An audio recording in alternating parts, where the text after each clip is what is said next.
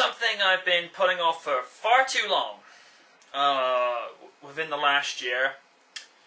Originally, I was going to do this as a Skype panel, but given that most of my panelists, their time is very limited and precious, I don't want to take anything away that, from them that they've already got things to do. So, in that regard, I'm now going to get on and finally review the Spider-Man trilogy.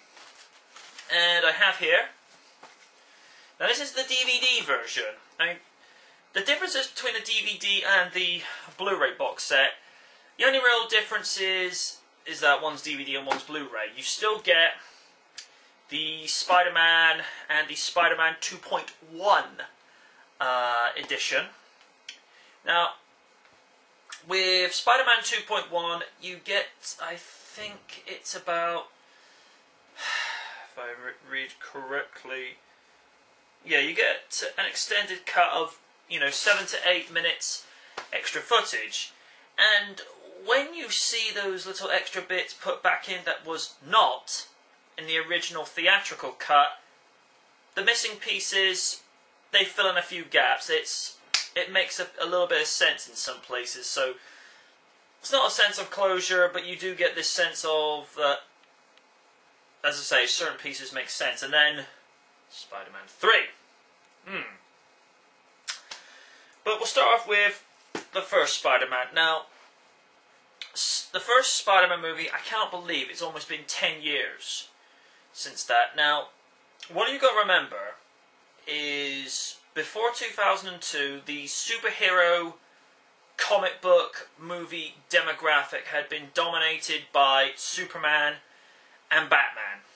Superman had 4 movies going from the late 70s into the mid 80s, and Batman started out at the very end of the 80s, going into the mid 90s. And best I can tell, the first Marvel movie that was done on the big screen was the first Blade movie. Wasn't really advertised as a Marvel movie because the whole Marvel comic book genre didn't really take off until the arrival of X-Men in 2000. But having said that, once people saw the first proper long-running comic book series adapted to the big screen in a way we could take it seriously, it's like, it opened a whole window of opportunities for comic book characters, like with the Incredible Hulk 3 years later, with the Fantastic Four movies. I mean, the Fantastic Four movies, I wouldn't say they're terrible movies, they're more like guilty pleasures.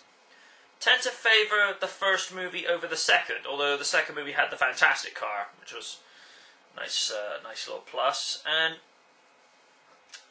now, and of course, 8 years after X-Men, we got the first Iron Man movie. Now, Spider-Man, so far, to my understanding, is still the best-selling comic book movie franchise for Marvel. But, for me, my favourite Marvel comic book movie today, it's a tie between Iron Man and Incredible Hulk, because the Incredible Hulk holds a special place with me, because I was introduced to the Bill Bixby and Lou Ferrigno TV series that first started broadcasting in 1977 and ended in 1981. And of course, we're all familiar with the cartoon series that was done in 1982, and of course with the 1996 series with Neil McDonough as the voice of Bruce Banner and Lou Ferrigno as the voice of the Incredible Hulk. But back on track. With Spider-Man, the closest thing we'd had to a live-action movie was the live-action series they did in I think it's the late 60s, early 70s, and to my understanding, fans love it. I've never personally seen enough of it to, merit any kind of judgment whether it's good or bad. But when we got our first glimpses of when Columbia Sony Pictures gave us the trailer for the first Spider-Man movie starring Tobey Maguire, Kirsten Dunst, J.K. Simmons and Larry Franco, along with Willem Dafoe. It was like, whoa, this looks good. And I had no kind of expectations as to how good a Spider-Man movie would be, because I knew of Spider-Man as far as back as my memory goes, before I learned of the whole comic book history of the character. Like most people in the 90s, I got introduced to the character through the 1994 animated series starring Christopher Daniel Barnes as Parker and Spider-Man. And I think most fans to this day really still love this animated series to this day, because it was just so well done. And nobody really knew of Tobey Maguire before he put the mask on. I mean, people knew of him, but he wasn't at the kind of world-recognized status that he is at today. And first impressions, when I went into the movies on, I think it was June 15th, 2002, because I went and took my brother, the random DCE, to watch it, and we were just bowled over. The cinemas were kind of empty that day, but the World Cup was going on, and I'm like, whatever. But no, Maguire, as Peter Parker, Maguire was flawless. You know, he was awkward, he was nervous, but ever so bright in regards to it being a high school student to start with, and then transitioning over to university student. And you know, it's like how we all are. If we're in that situation, you're not really one of the popular kids. You're considered one of the outcasts, a little bit geeky, and it's when he gets bitten by a genetically altered spider, which is, you know, being very contemporary with the times and keeping up with things, but at the same time staying faithful to Spider-Man's origins, did it quite well. And I like the idea with this is he produces the webbing organically in a gland on his wrist, on his arm, that would shoot up from his wrist. And I thought, that makes a lot of sense. Ew, but it makes a lot of sense. I mean, since the spider that bit him passed on the powers and abilities of being able to crawl up walls, have the proportionate strength and agility of a spider, why not be able to give him the ability to create the webbing? I know that's what the Amazing Spider-Man reboot is going to do, have the mechanical web shooters, which I'm sure long-time fans and hardcore fans are going to be pleased with. But to be fair to Raimi, despite some of the moves he had made, because to be fair, he didn't make too many bad moves, but I felt like having Venom in just like the last quarter of the third movie was not a smart decision, but I'm not going to get too much into on that. The first movie, it does a really good job of establishing the mythos of who these characters are, what roles they have to play, and how Spider-Man interacts within a really a real-world environment. And New York is almost like a character in this movie, with such beautiful places, such as Queens, where Parker, originally grows up in, and you get some really wonderful actors like Rosemary Harris, who plays Aunt May. And what I like that is different to the Aunt May that I was introduced to with the animated series, I know it's not really, you can't really compare the two, but I like that the character's very nurturing, very encouraging, and she kind of tells Peter, you know, of how to always do the right things. Remember what your Uncle Ben taught you, and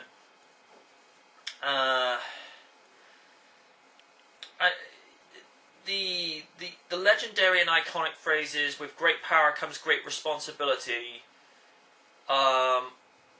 you know, plays a huge part in this, because the way that Parker kind of realizes that he has these he's been given these powers purely by accident, but he now sees a necessity to use them properly after seeing his uncle die on the streets, when he could have prevented that happening by stopping the guy who robbed the wrestling arena. It's how he goes about in his free time stopping crime, and which then gets the attention of the Daily Bugle's editor, J. Jonah Jameson, played by J.K. Simmons. And